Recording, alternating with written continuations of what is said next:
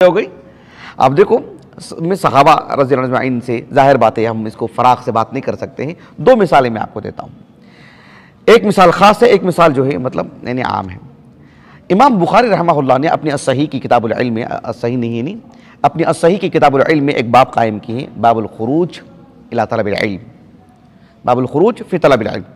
तो अल खुरूज इला तलबिल इल्म का जो बाब इमाम बुखारी रहमहुल्लाह ने कायम किया है, उसके तहत इमाम बुखारी रहमहुल्लाह ने हदीस इब्न अब्बास लाए हैं जो जिसमें मूसा अलैहिस्सलाम के तलब इल्म में जो अल्लाह ताला ने आपको खज़िर अलैहिस्सलाम के पास जाने का कहा ना, तो वो किस्सा उसमें मज़कूर है, ठीक है।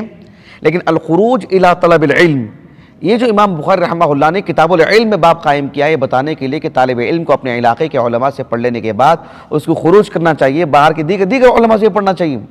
बात हो गई। जैसे इस बात को तो मैंने 50 मरतबा कह चुका हूँ कि हमारे इस आज के इस दौर में जो ढांचा बना हुआ है, जो तबीयत हमारी बनी हुई है कि हम जिस मदरसे में पढ़ते हैं, यहाँ जिन असातिज़ा से हमने पढ़ा तो वही हमारे असातिज़ा, बाहर के उलमा से, अपने इलाके के उलमा से, दीगर इलाके के उलमा से हम जाते हैं, एक तो जाने की तबीयत नहीं है, कभी कभी मुलाकात हो जाती है, पढ़ते हैं तो वो हमारे असातिज़ा में कभी नहीं आते हैं। दायरा हमारा सुकेड़ा हुआ है, जिस मदरसे में हमने पढ़े और वो जो उस्ताद हमारे जो है मतलब दरसगाह में दाखिल हुआ है पढ़ाने के लिए, दीगर असातिज़ा का मुरूर होता होगा, वो भी हमारे असातिज़ा में दाखिल नहीं, क्योंकि पढ़े नहीं हमने उनसे, इस्तिफ़ादा तो कर लिया है, पढ़ा नहीं हमने उनसे ना मतलब दाखिल फसल में, तो फिर वो हमारे उस्ताद नहीं है। एक तस्वुर बता रहा हूँ मैं आपको। तो ये जो अल खुरूज इला तलबिल इल्म है, एक बहुत मतलब हसास चीज़ है ये मुहद्दिसीन के पास, बहुत बड़ी चीज़ है।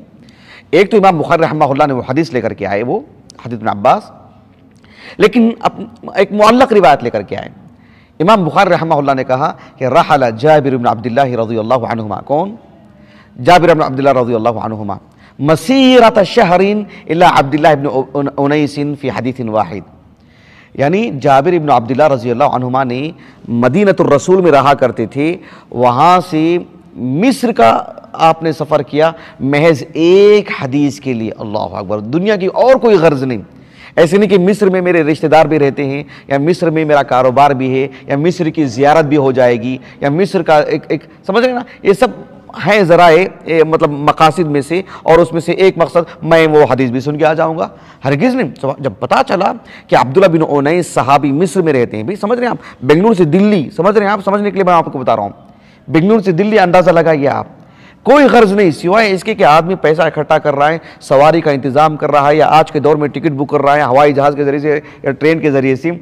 आपने एक ऊँटनी ख़रीदी, आपने उसमें जो है मतलब साजो सामान रखा सफ़र का, एक महीने का सफ़र, जाने आने की जो पूरी मुद्दत है, आपने जाने के लिए 15 दिन, आने के लिए 15 दिन, रहे कितने दिन आपने वहाँ पर, और कोई मकसद नहीं सिवाय इसके कि भाई आप यहाँ रहते हैं, मिस्र में सहाबी रसूल हैं, हमने आपके हवाले से एक हदीस सुना है कि आपने अल्लाह के रसूल की हदीस सुनी है, हमने किसी और से सुन लिया है, हम चाहते हैं कि जो है मेरे और आप नबी के दरमियान सिर्फ एक वास्ता हो, वरना 2 वास्ते हो जाएंगे। हम आपके पास आए हैं ताकि बराए रास्त में आपसे हदीस सुन लूँ। बात वाज़ेह होगी आपको। तसव्वुर कीजिए आप, सुभान अल्लाह, कितनी मोहब्बत है शरई इल्म से।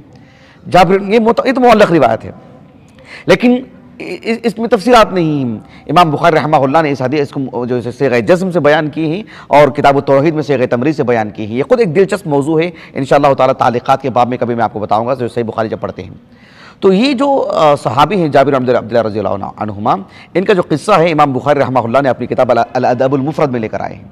अल अदबुल मुफ़रद में बाबुल मुआनक़ा, उसमें देखिए ये रिवायत लेकर आए हैं कि कौन सी हदीस जाकर के सुन कर के आए और क्या वाक़या है, तफसील वहाँ पर है। शेख अलबानी रहमहुल्लाह ने इस रिवायत पर हसन का हुक्म लगाए हैं।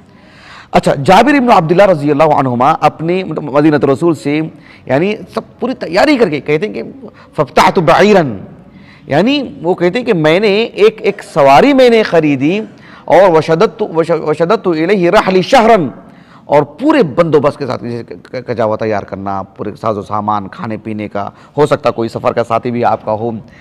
मदीने से आप ज़रा जोग्राफियाती वजह से उठा के देखो, सुभान अल्लाह, लर्ज़ा तारी हो जाता है, आसान बात नहीं। तो आपने वहाँ से लेकर के मिस्र तक का आपने सफ़र किया, और कहते हैं कि 1 महीने का सफ़र, कितना? शदत्तु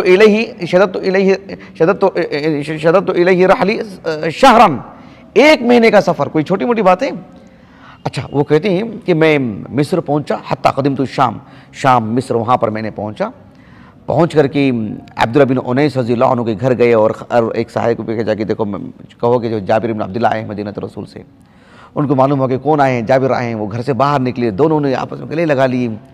लेकिन सबसे पहले जो गुफ्तगू हुई खैर खैरियत, खाए पिए सब नहीं, सबसे पहली बात कहा कि जो है बलगनी अन्नका समिअता अन रसूलिल्लाह सल्लल्लाहु अलैहि वसल्लम, यानी एक हदीस मुझे आपसे पहुंची है कि आप अल्लाह के रसूल से वो हदीस सुनाते हैं।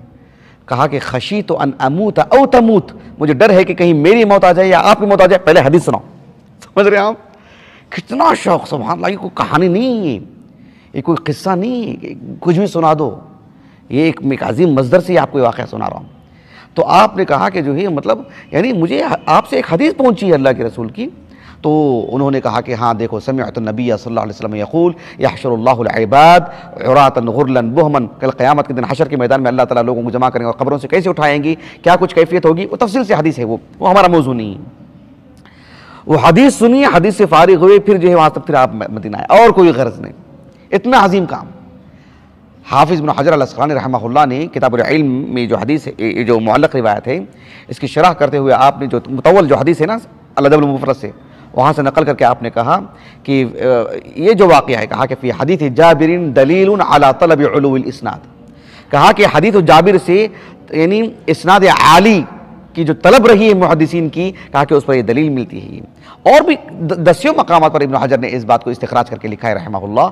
लेकिन ये इस वाक़े से भी आपने बात लिखी एक हदीस के लिए, आप अंदाज़ा लगाइए आप, इसलिए के लिए अन्नहु बलगहुल हदीस, जाबिर बिन अब्दुल्लाह रज़ियल्लाहु अन्हु को हदीस रसूल तो मिल गई थी ना, लेकिन फलम युक़निअहु, आपको उससे बस नहीं हुआ, आप उससे मुतमईन नहीं हुए, आपको किफ़ायत नहीं की उस पर, बल्कि आपने सफ़र किया, सफ़र करके अख़ज़ अन्हु बिला वास्ता, आपने जो बिल वास्ता लिए थे किसी से, बिला वास्ता वहाँ तक जाकर के हदीस लेकर के आए।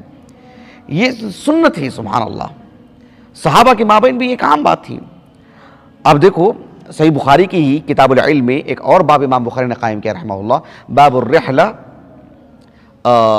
यानी फिल मसअलतिन नाज़िला, अर्रिहलतु फिल मसअलतिन नाज़िला, मतलब है कि आनन फानन अचानक या नागहानी सूरत पर कोई मसला दरपेश आ जाता है, तो इसके लिए कूच करना, उसके लिए जो मतलब सफ़र के लिए निकलना एक होता है। इसीलिए इब्न हजर ने कहा ना कि जो है मतलब कहा कि हाज़ा अख़स वज़ा का आम, ऐसे आपने कहा कि अल-खुरूज फ़ी तलब इल्म वाली जो बात है वो आम है, समझ रहे हैं आप।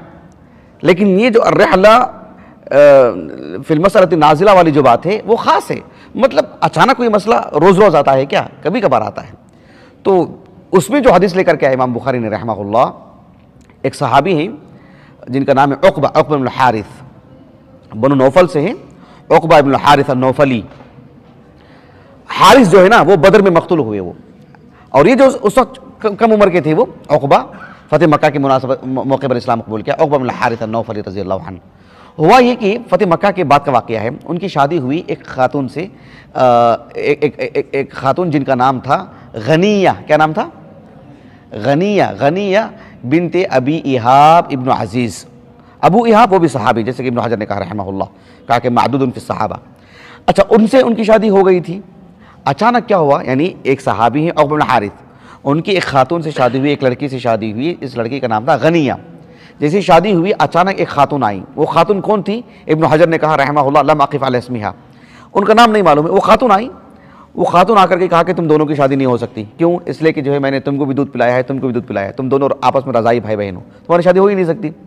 तो इनको काफ़ी तकलीफ हुई उक़बा इब्न हारिस को, भाई इतनी अच्छी लड़की मिली है और जो है मतलब ये खातून ऐसे कह दे रहे हैं, कैसे मालूम आपको, आप पिलाए बोलकर, ये कैसे मालूम है। फ़ौरन वो मक्के से मदीने की तरफ गए और जाकर के अल्लाह के रसूल से कहा कि ऐसे और ऐसे मामला, वो खातून ऐसे करे। कहा कि कैफ़ वक़त क़ील, भाई खातून ने कहा, देखो मतलब एक खातून, अकेले एक खातून की शहादत भी इस्लाम में जो है मतलब मकबूल है इस मुनासबत से। ऐसे कायदा कुलिया नहीं कि भी दो ही खातून हों एक मर्द के मुकाबले में, नहीं, अलग अलग जहत हैं उसके। तो ये खातून आई, शहादतुल मरअ फिल इस्लाम जो किताब है ना मेरे पास, काफ़ी ज़ख़ीम किताब है, एक नज़र ज़रूर डालिए उस पर। तो वो खातून, अल्लाह के रसूल ने कहा कि उसने उस खातून ने दूध पिलाई ना, वो तुम्हारी रज़ाई माँ है, उसने कह दिया कि तुमको दूध पिलाए, बस फिर शहादत की ज़रूरत है, उसके अकेले की बात काफ़ी है। बहरहाल वो बाद में ज़ुरैब नामी एक सहाबी के साथ जो है उनकी शादी हो गई, गनिया की। तो इस वाक़े को इमाम बुखारी रहमतुल्लाह अलैह करके आए। यानी मतलब ये कि एक घरेलू मसला है, अचानक मसला है, मक्के से मदीने की तरफ इल्म लेने के लिए चले गए, वो मसला पूछने के लिए चले गए। वो ये सब जो है सहाबा में रही हैं, और सहाबा की छाप देखना चाहें तो ताबईन में, ताबीन में भी ये बात बिल्कुल आम